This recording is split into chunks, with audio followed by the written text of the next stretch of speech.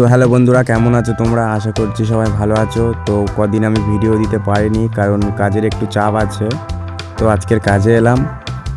তো দেখতেই পাচ্ছেন এখানে সব মশলা হচ্ছে, নিচে আমাদের মিস্ত্রিরা আরও সব কাজ করছে। তো চলো দেখায়। তো ওই যে আমাদের মিস্ত্রি দাদারা কাজ করছে।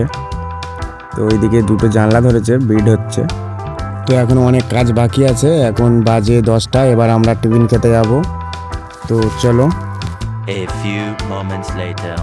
তো বন্ধুরা, আমি যত পারবো আরও বড় ভিডিও তোমাদেরকে আরও দেখাবো। তো এখন কাজে আছি, তো তাই ছোট ছোট ভিডিও বানাতে হচ্ছে।